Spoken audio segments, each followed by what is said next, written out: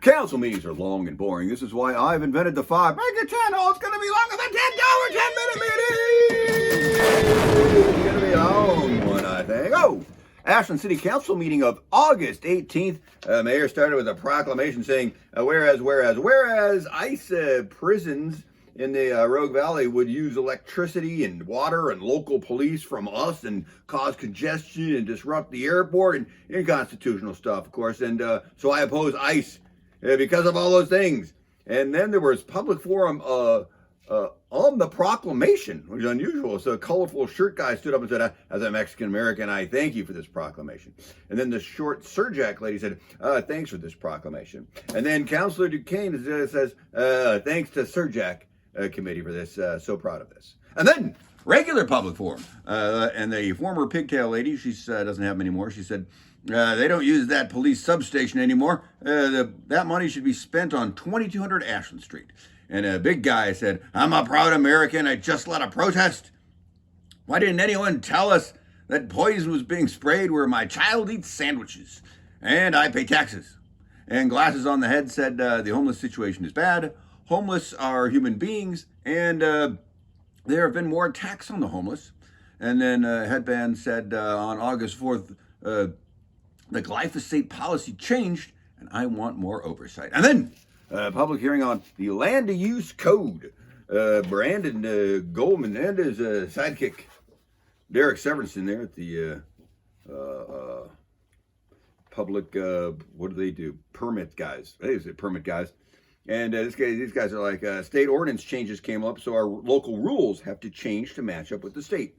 Now, one law is developments of 20 or more units don't have to have the same design standards. They can't have the same design standards for the next 7 years. It's a trial period. And then building projects, number two, projects under 20 units only have to do one application instead of two, like they used to. Also, another law, a 6-unit single-room occupancy building can now be built on any single-family lot. And then also, clear and objective housing review.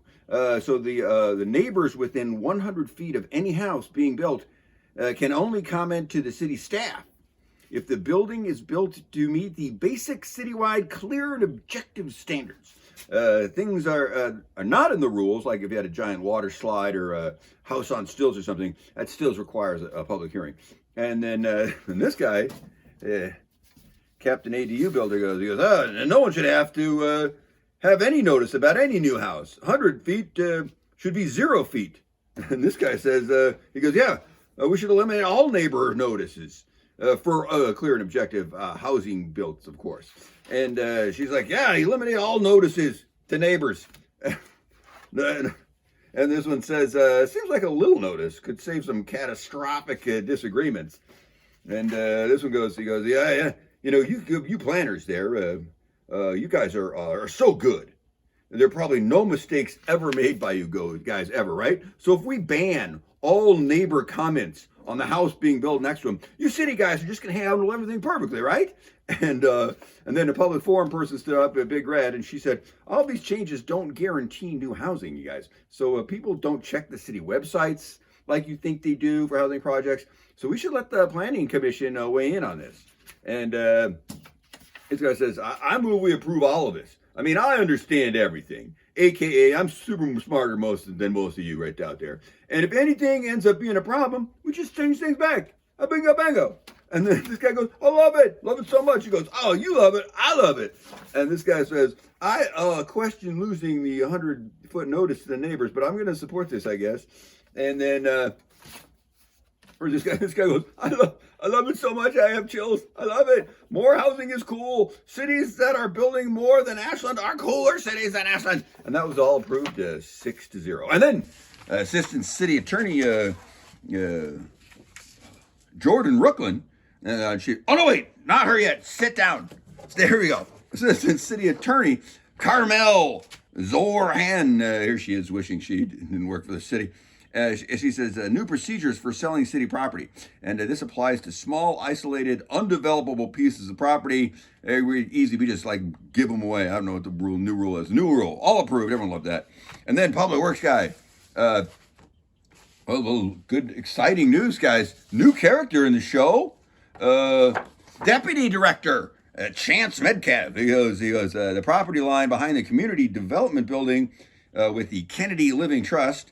Property needs to move. They're tweaking the line between that parking lot that's in between the ComDev building, the brick building, and the community center that they just fixed up, and that was all approved. And then, Deputy Director Chance Metcalf said Knife River, while resurfacing the airport runway, found it needed $394,000 more work, and either $3,900 or $39,000 is what the city airport fund is going to be paying, depending upon FAA grants, and that was all approved. Everyone loved that one. And then Chance Metcalf, Deputy Director of Public Works, said the Headworks upgrade project it needs a $803,000 loan over 30 years, and that's going to be paid for by the wastewater fund, and $400,000 of that's going to be reimbursed somehow. And I follow exactly. And then this is for the design only. The design only of this project. The total project is going to be $9.1 million. And the building project will begin later, and the bids for the building project are due October 8th. And that was all approved as 6-0. And then Assistant City Manager, here she is, Jordan Ricklin. She said next council meeting is until September 15th, and the 16th is some workshop. And I'm just filling in for, what's her name? We don't know where she is. We don't know.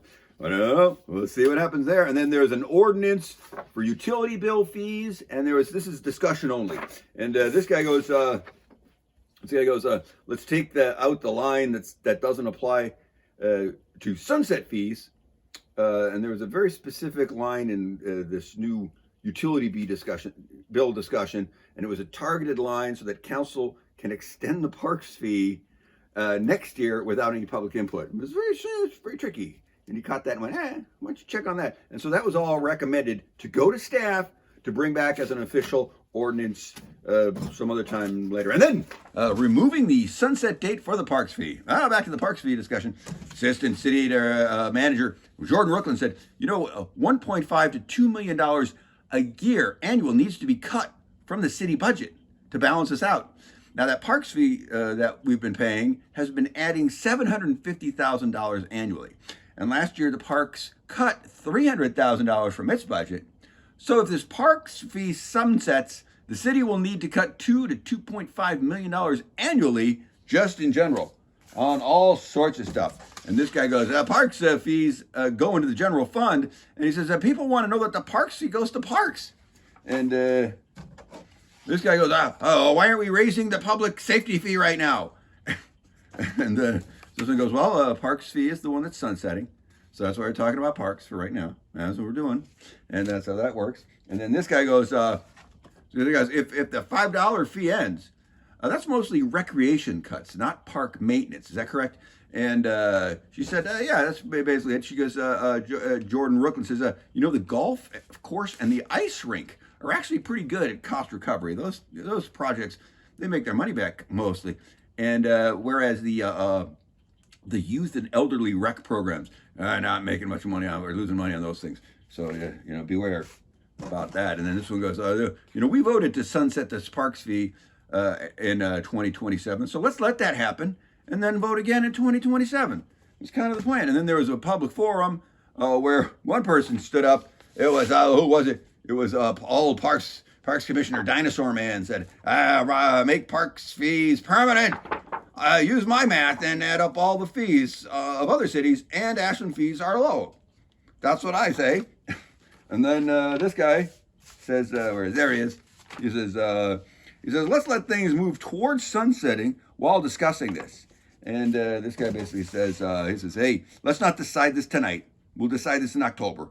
A little bit of time to deal with that. And this guy says,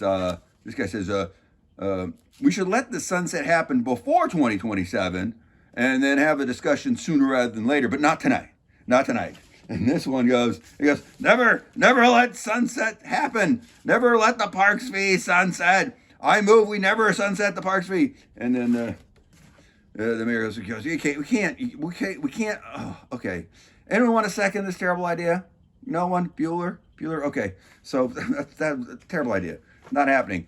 And she's instruction to staff to come back with that utility bill ordinance we talked about earlier and include this parks fee somehow, or the parks fee is coming back in a separate ordinance in October along with the ordinance bill. I'm not exactly sure what about. Basically, the deal is the question is, will council make the parks fee permanent before January 1st, where the dirty citizens might have a vote, and then the snobby council knows that they can't sell this parks fee to the common man or woman.